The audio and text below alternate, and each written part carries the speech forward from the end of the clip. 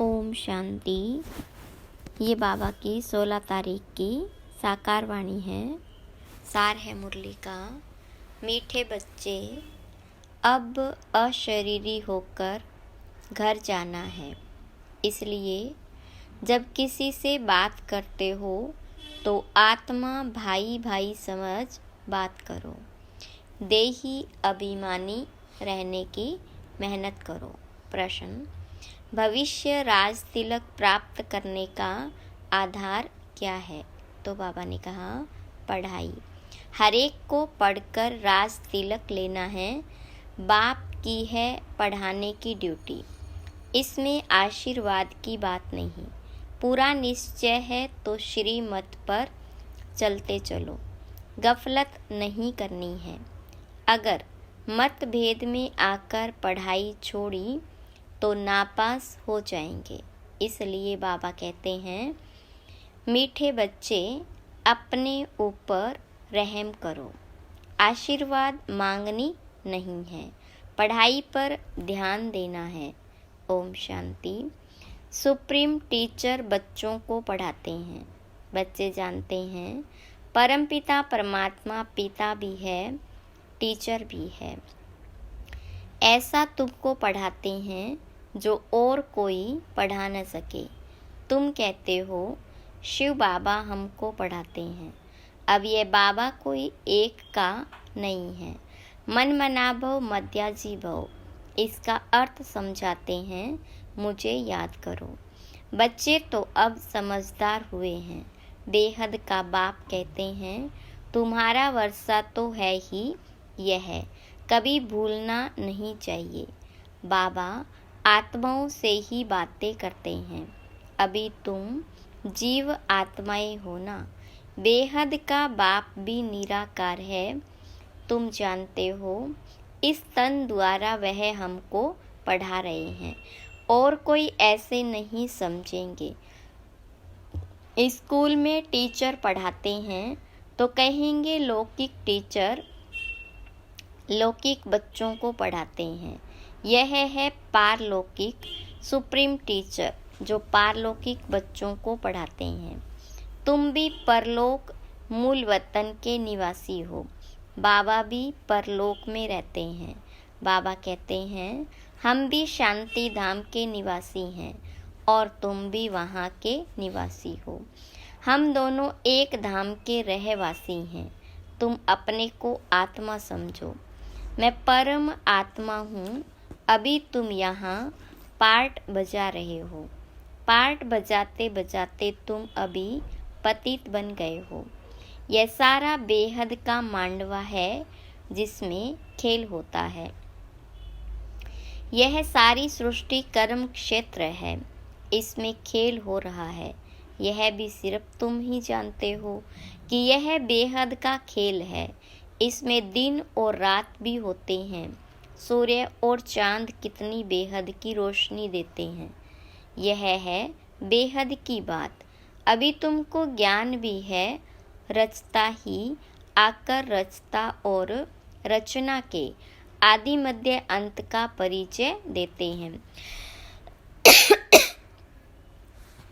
बाबा कहते हैं, तुमको रचना के आदि मध्य अंत का राज सुनाने आया हूँ। यह पाठशाला है, पढ़ाने वाला अभोक्ता है। ऐसे कोई नहीं कहेंगे कि हम अभोक्ता हैं। अहमदाबाद में एक साधु ऐसे कहता था, परंतु बाद में ठगी पकड़ी गई। इस समय ठगी भी बहुत निकल पड़ी है। वेशधारी बहुत हैं, इनको तो कोई वेश है नहीं। मनुष्य समझते हैं श्री कृष्ण ने गीता सुनाई तो आजकल कितने श्री कृष्ण बन पड़े हैं। अब इतने श्री कृष्ण तो होते नहीं। यहाँ तो तुमको शिव बाबा आकर पढ़ाते हैं, आत्माओं को सुनाते हैं।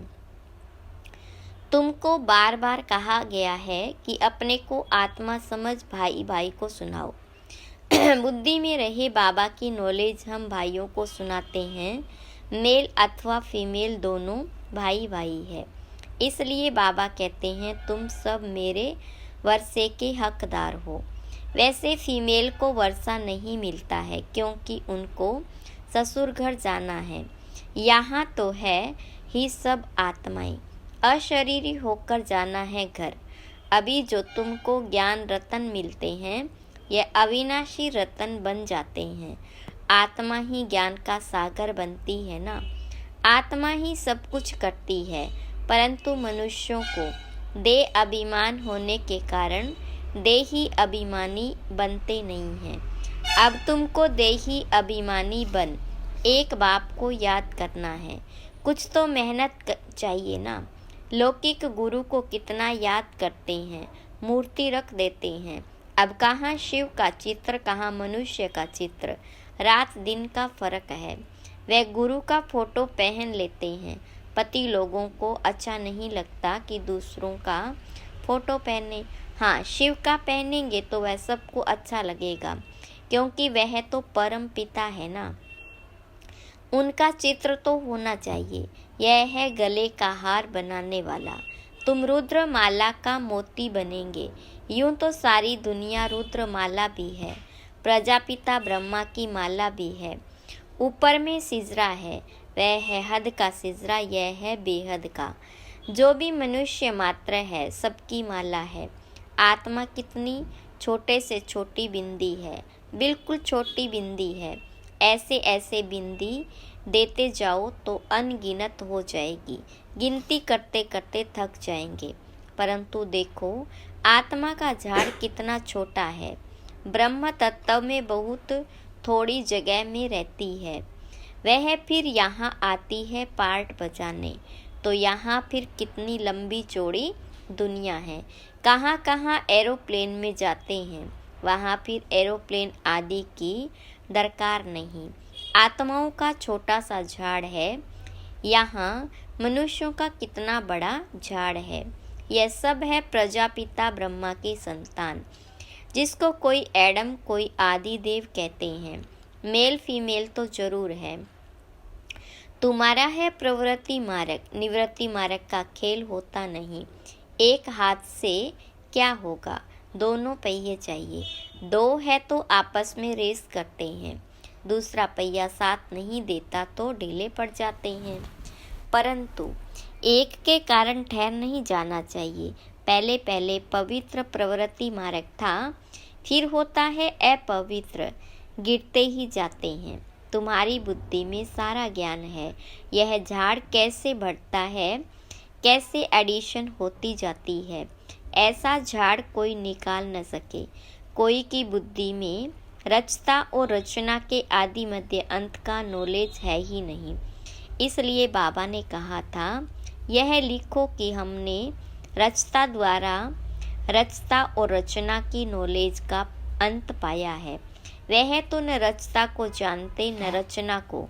अगर परंपरा यह ज्ञान चला आता तो कोई बतावे ना, सिवाय तुम ब्रह्मा कुमार कुमारियों के कोई बता न सके। तुम जानते हो, हम ब्राह्मणों को ही परमपिता परमात्मा पढ़ाते हैं। हम ब्राह्मणों का ही ऊंचे से ऊंचा धर्म है। चित्र भी जरूर दिखाना पड़ता है। चित्र बिगर कब बुद्धि में बैठेगा नहीं। चित्र बहुत बड़े बड़े होने चाहिए। वैरायटी धर्मों का झाड़ कैसे बढ़ता है, यह भी समझाया है। आगे तो कहते थे, हम आत्मा सो परमात्मा, परमात्मा सो हम आत्मा। अब बाबा ने इसका भी अर्थ बताया है। इस समय हम सो ब्राह्मण हैं, फिर हम सो देवता बनेंगे। नई दुनिया में अभी हम पुरुषोत्तम संगम युग पर हैं, अर्थात यह है पुरुषोत्तम बनने का संगम युग। यह सब तुम समझा सकते हो। रचता और रचना का अर्थ, हम सो का अर्थ ओम, अर्थात मैं आत्मा फर्स्ट।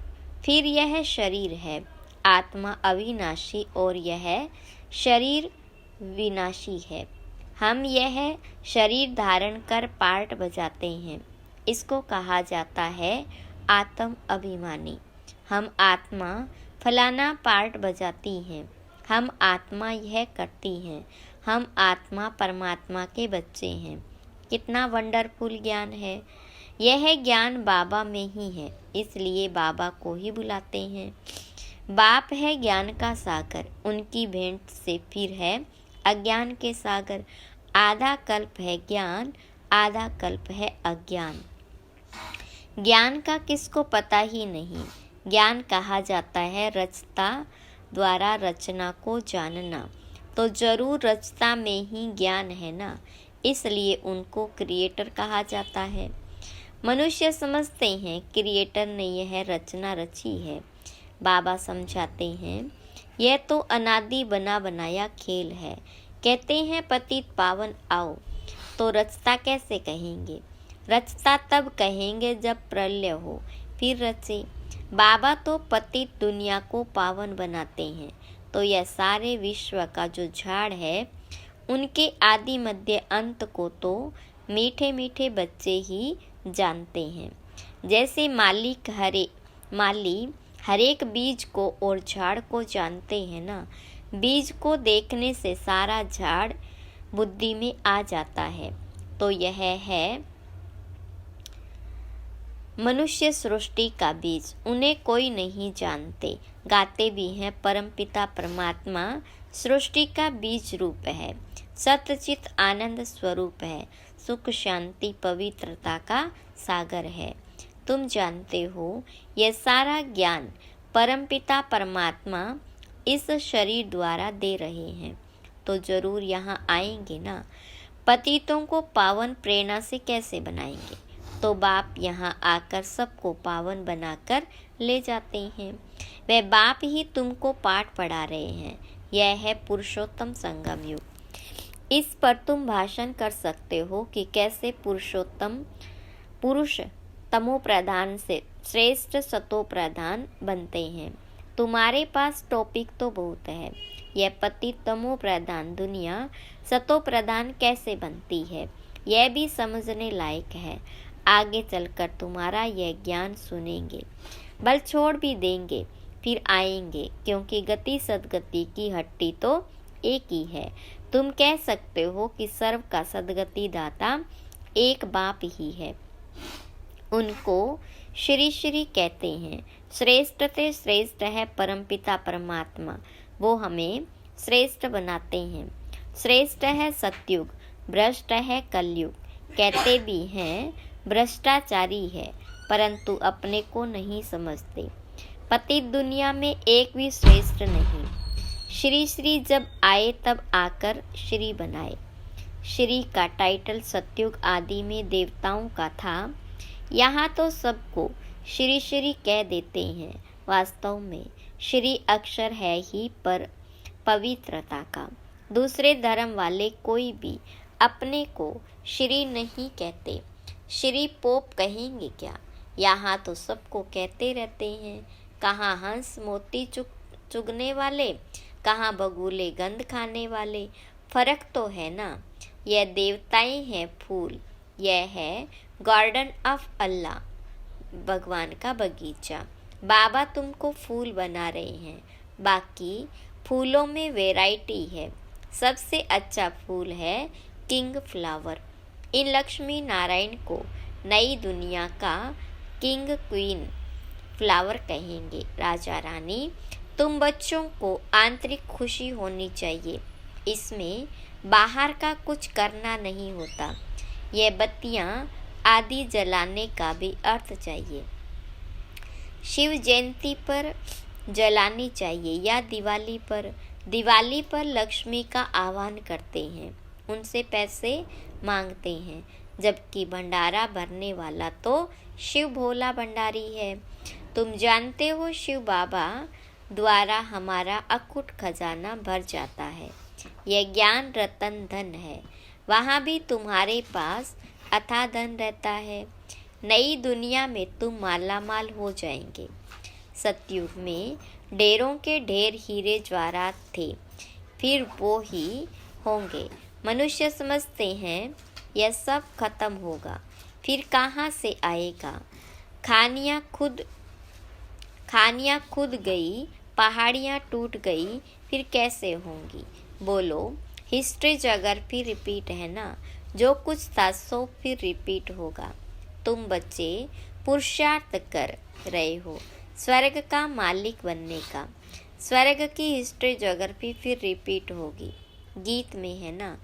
आपने सारी सृष्टि, सारा समुद्र, सारी पृथ्वी हमको दे दी है, जो कोई हमसे छीन नहीं सकता। उसकी भेंट में अब क्या है? जमीन के लिए, पानी के लिए, भाषा के लिए लड़ते हैं। स्वर्ग के रचता बाबा का जन्म मनाया जाता है। जरूर उसने स्वर्ग की बादशाही दी होगी।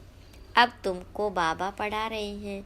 तुमको इस शरीर के नाम रूप से न्यारा हो अपने को आत्मा समझना है, पवित्र बनना है, या तो योग बल से या तो सजाएं खाकर। फिर पद भी कम हो जाता है। स्टूडेंट की बुद्धि में रहता है ना, हम इतना मर्तबा पाते हैं, टीचर ने इतना पढ़ाया है, फिर टीचर को भी सौगात देते हैं। यह तो बाबा तुमको विश्व का मालिक बनाते हैं, तो तुम फिर भक्ति मार्ग में उनको याद करते रहते हो। बाकी बाबा को आप सौगात क्या देंगे? यहाँ तो जो कुछ देखते हो वह तो रहना नहीं है। यह तो पुरानी छीछी दुनिया है। तब तो मुझे बुलाते हैं। बाबा तुमको पतित से पावन बनाते हैं। इस खेल को याद करना चाहिए। मेरे में रचना के आदि मध्य अंत की नॉलेज है जो तुमको सुनाता हूँ। तुम अब सुनते हो, फिर भूल जाते हो। 5000 वर्ष के बाद फिर चक्र पूरा होगा। तुम्हारा पाठ कितना लवली है। तुम सतो प्रधान व लवली बनते हो, फिर तमो प्रधान भी तुम ही बनते हो। तुम ही बुलाते हो, बाबा आओ। अब मैं आया हूँ। अगर निश्चय है तो श्रीमत पर चलना चाहिए, गफलत नहीं करनी चाहिए। कई बच्चे मतभेद में आकर पढ़ाई छोड़ देते हैं। श्रीमत पर नहीं चलेंगे, पढ़ेंगे नहीं तो नापास भी तुम ही होंगे। बाबा तो कहते हैं अपने पर रहम करो। हर एक को पढ़कर अपने को राज तिलक देना है। बाबा को तो है पढ़ाने की ड्यूटी, इसमें आशीर्वाद की बात नहीं। फिर तो सभी पर आशीर्वाद करनी पड़े। यह कृपा आदि भक्ति मार्ग में मांगते हैं, यहाँ वह बात नहीं। अच्छा, मीठे मीठे सीखी लदे बच्चों प्रति माता पिता बाप दादा का याद प्यार और गुड मॉर्निंग। रूहानी बाप की रूहानी बच्चों को नमस्ते। रूहानी बच्चों की रूहानी बाप दादा को याद प्यार गुड मॉर्निंग नमस्ते। धारणा के लिए मुख्य सार। पहली पॉइंट, प्रवृत्ति में रहते आपस में रेस करनी है, परंतु अगर किसी कारण से एक पहिया ढीला पड़ जाता है तो उसके पीछे ठहर नहीं जाना है। स्वयं को राज तिलक देने के लायक बनाना है। दूसरी पॉइंट, शिव जयंती बड़ी धूमधाम से मनानी है, क्योंकि शिव बाबा जो ज्ञान रतन देते हैं उससे ही तुम नई दुनिया में मालामाल बनेंगे। तुम्हारे सब भंडारे भरपूर हो जाएंगे। वरदान, बाबा से शक्ति लेकर हर परिस्थिति को हल करने वाले साक्षी दृष्टा भव। विस्तार, आप बच्चे जानते हो कि अति के बाद ही अंत होना है, तो हर प्रकार की हलचल अति में होगी। परिवार में भी खिटखिट होगी, मन में भी अनेक उलझने आएगी, धन में नीचे ऊपर होगा। लेकिन जो बाबा के साथी हैं, सच्चे हैं, उनका जवाबदार बाबा है।